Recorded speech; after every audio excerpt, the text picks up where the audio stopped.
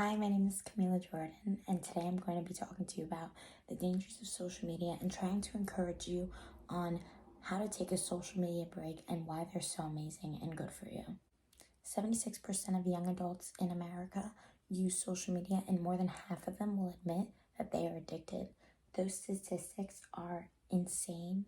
It's crazy to think how much of us can be addicted and not actually know it. So it all started out in the beginning. In the beginning, social media was seen as an amazing thing. It was so great.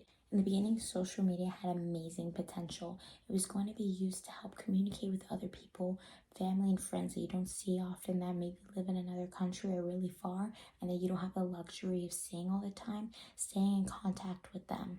Also, you'd be able to meet and connect with like-minded people that think like you, that you wouldn't really be able to meet face to face all the time, or that you would never have the possibility of meeting ever. While this is all still available today, no one knew the dangerous effects social media would have. So first is health. Health is probably one of the most important things that we have as humans is our health. So first, social media can affect your mental health and also your physical health. Social media is very distracting. It distracts your mind and your brain from doing tasks that you should be doing and just being productive in general. So you find yourself procrastinating, not doing your homework, not doing your chores, the things that you're supposed to be doing as a young adult slowly become pushed aside because your eyes are glued to your phone, what other people are doing on social media. Next, you can find yourself on a wormhole of videos. Me, guilty, on TikTok. I will literally be on TikTok for hours at a time and not realize how much time I've wasted on TikTok. Like hours can go by and I'll still be in the same spot. So it's very, very distracting. Also, it disturbs your sleep. We have a natural circadian sleep cycle, and this sleep cycle gets very disturbed by blue light. And blue light is the technology and the light that comes out of your phone or your laptop when you're using it. Most people, before they go to bed, go on their phone and check their social medias to go to sleep, watching their phone and videos and clips and TikToks and all that stuff. So that light triggers in your brain to stay awake and to keep on moving. So even when you are sleeping, your brain is still processing what you saw, and that is soaking in your subconscious, and that is messing up your whole circadian sleep cycle. So this will cause your quality of sleep to go down drastically, and which links to insomnia and depression. Social media is highly addictive. So believe it or not, the neurotransmitters that are in your brain get triggered when you're on social media. When someone retweets your tweet, likes or comments on your post, that feel-good feeling, that confidence that you have is actually your neurotransmitters releasing dopamine.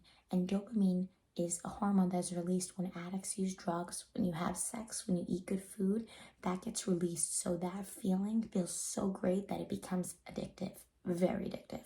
It creates a cycle of motivation, reward, and reinforcement, and those three together is very highly addictive because physically it makes you feel good. It distracts you from the real world. A lot of people have stuff going on at home that's private in their own personal lives. So social media is a good outlet that people will go to become distracted but unfortunately they become addicted to it and it becomes unhealthy.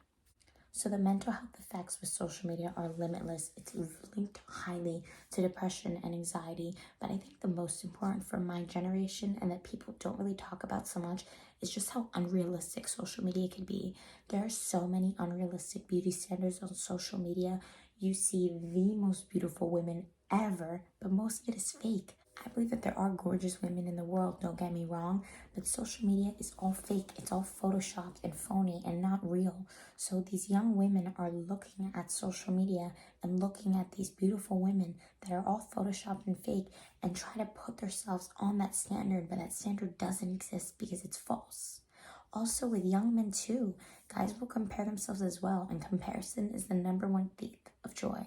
So guys will see these young men that just out of high school happen to become millionaires and travel all around the world with beautiful, hot women, and they think that they're losers and hate their lives because they want to be doing that, but it's all unrealistic. While researching about social media and how it affects you, a common phrase that I would see a lot is FOMO. FOMO stands for fear of missing out. So with FOMO, you're constantly comparing yourself in your life and what other people are doing and feel like you're missing out on that specific activity. A way that I can relate to this to you people watching is telling you my own experience. So we all go to community college, and I would find myself after graduating high school, I would look at what kids that went to state schools and what they were doing and their, tailgates, frat parties, pre-games, and going to bars and just going out and seeing like they're having an amazing time. I would look at that and compare my college experience to their college experience, that I wasn't dorming and I wasn't doing all of that. And that made me feel like I was missing out on something that honestly seems super great but really isn't. So FOMO is very real, and I experienced it, and I'm sure a lot of you have as well. Next, social media allows you to be very vulnerable. You can be cyberbullied and attacked on social media very easily because people feel most confident hiding behind their screen and saying whatever they want. So it allows kids to be easy targets to human trafficking, kidnapping, and also just being in dangerous scenarios that they shouldn't be in.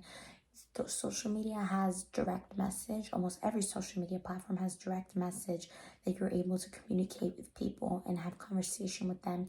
And a lot of predators are found to get their targets through social media. So it can put them in a very dangerous situation. Now I'm going to talk about tips on how to do a social media cleanse, because I'm sure after listening to all of that, you're interested in how to take a break, but it can be hard at first. So there are many different ways that you can go about it, and these are tips that I've noticed that worked for me. So first, taking a break, deleting your social media for a week at a time. And if you can't do a week at a time, starting off at first with deleting your social media for a day and seeing how you feel during that day. What else have you done that day and experienced that day that you wouldn't have been able to do if you were on your phone? Next, monitoring how much you're on it. Apps like Screen Time show you how many times a day you pick up your phone to go on that app and how many hours are being consumed by going on that app. One device at a time. I'm very guilty of doing this, watching TV, having my laptop open to me while I'm scrolling on social media. If I focus on what I'm watching on TV or focus what's on my laptop, I will be less likely to pick up my phone. So just putting your attention towards one device at a time. Socially, I notice a lot, and I'm guilty of this myself, that socially in an awkward situation, or you're waiting online, you're waiting for someone to respond to you, you'll go and click your phone and see what's going on because you want to avoid an awkward interaction. Embrace the awkward interaction. It's totally okay. Also, notifications. When you turn off your notifications, you are way less likely to click it and go to the app, and you'll notice you save a lot of time with turning off your notifications. Lastly, the benefits of a cleanse. There's so many benefits of doing a social media cleanse, but the 5 that I want to talk about today is your mood and your self-esteem is boosted. You are not participating in FOMO, and you're not comparing yourself to other people, so automatically you're going to feel good about yourself. Next is you have less anxiety. Social media is very competitive. You're competing with trying to look better, trying to seem like you have a more interesting life in what's going on in other people's lives, and that causes high levels of anxiety. So less competitive is definitely something that's to look forward to when you're off social media. Clearer focus. You have more time to do things that you like, and your focus is sharper. Stronger social connections. Well, social media tries to portray like it makes you social. It's nothing but the opposite because your nose is stuck on the phone. So go out and have a conversation. It's going to be so great.